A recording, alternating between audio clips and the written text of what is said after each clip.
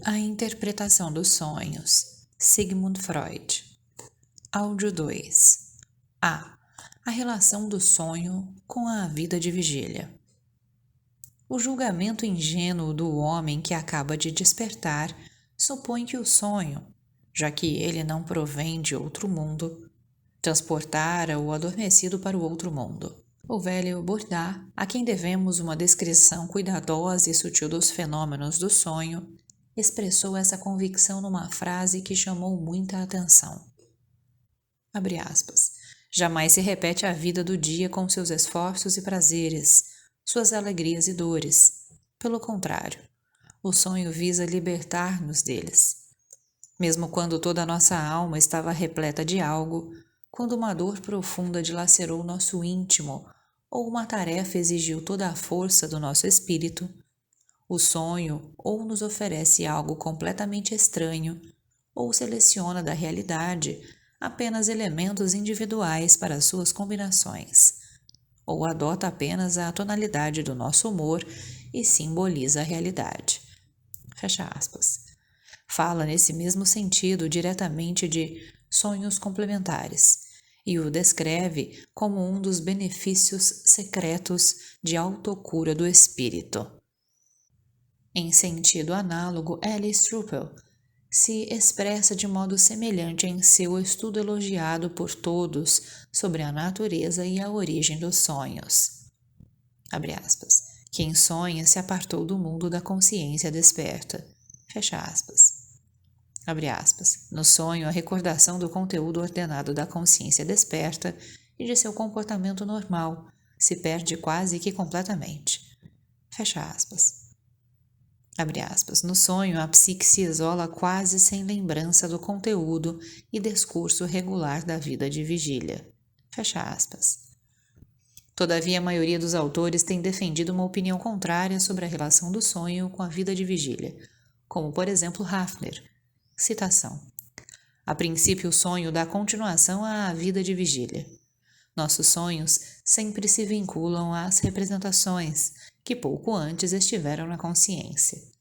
Uma observação minuciosa encontrará quase sempre um fio que liga o sonho às experiências do dia anterior. Weigand refuta diretamente a afirmação acima citada de Bourdieu. Citação. Pois muitas vezes, aparentemente na maioria dos sonhos, podemos observar que estes nos remetem justamente à vida ordinária, em vez de nos libertar dela. Maury se expressa numa fórmula sucinta. Citação. Sonhamos com aquilo que vimos, dissemos, desejamos ou fizemos.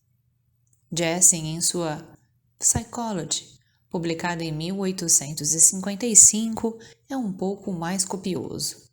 Citação. Em medida maior ou menor, o conteúdo dos sonhos é sempre determinado pela personalidade individual, por sua idade, sexo, posição, nível de formação, modo de vida e eventos e experiências de toda a vida até então. O filósofo J.G.E. Mas, 1805, assume a posição mais inequívoca diante dessa questão. Citação.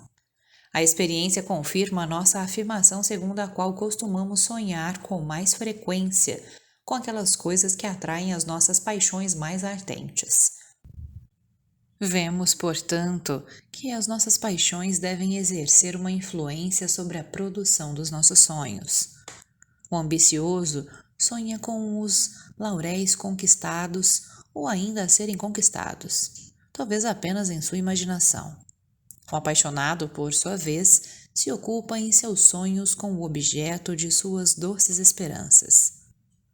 Todos os desejos e aversões sensuais adormecidos no coração podem, quando excitados por um motivo qualquer, fazer com que surja um sonho a partir das representações socializadas com esses ou que essas representações se introduzam num sonho já existente. Fecha aspas. Os antigos pensavam igual sobre a dependência do conteúdo do sonho em relação à vida. Cito segundo Hadstock. Sempre que Xerxes, antes de iniciar sua expedição contra a Grécia, era dissuadido dessa decisão por meio de bons conselhos, seus sonhos voltavam a instigá-lo. Então, Artabano, velho e sensato intérprete de sonhos dos persas, lhe disse de modo pertinente que as imagens dos sonhos costumam conter aquilo que o homem pensa em estado de vigília. Lucrécio diz em seu poema didático, De Rerum Natura. Citação. E qualquer que seja a busca à qual alguém se apega com devoção, quaisquer que sejam as coisas de que nos ocupamos muito no passado, a mente estando mais voltada para este fim, geralmente são as mesmas coisas que costumamos encontrar nos sonhos, defensores a defender causas e comparar leis, generais a lutar e travar batalhas, etc, etc. Cícero já diz o que Mauri dizia muito mais tarde. Citação. E principalmente os resquícios de nossos atos e pensamentos em vigília se movimentam e se agitam dentro da alma. A contradição entre essas duas opiniões sobre a relação entre a vida onírica e a vida em vigília parece de fato insolúvel. Por isso, cabe lembrar aqui a exposição de F. W. Hildebrand, segundo o qual as peculiaridades do sonho só podem ser descritas como uma, abre aspas, série de oposições que aparentemente culminam em contradições. Citação. A primeira dessas oposições é formada, de um lado, pelo isolamento rigoroso do sonho ou pela sua exclusão da vida real e verdadeira, e por outro, pelas permanentes incursões recíprocas e por sua constante dependência mútua. O sonho é algo distinto da realidade vivenciada em estado de vigília. Somos tentados a dizer, uma existência hermeticamente encerrada em si mesma, separada da vida real por um abismo insuperável. Ele nos desprende da realidade, apaga nossa lembrança normal desta e nos insere em outro mundo e numa biografia completamente diferente, que no fundo nada tem a ver com a nossa existência real. Hildebrand explica em seguida como, ao adormecer, todo o nosso ser com suas formas de existência, abre aspas, desaparece como que por trás de um alçapão invisível. Fecha aspas. No sonho, fazemos então, por exemplo, uma viagem marítima até Santa Helena, para oferecer a Napoleão, que ali se encontra preso, um excelente vinho da região de Mosela.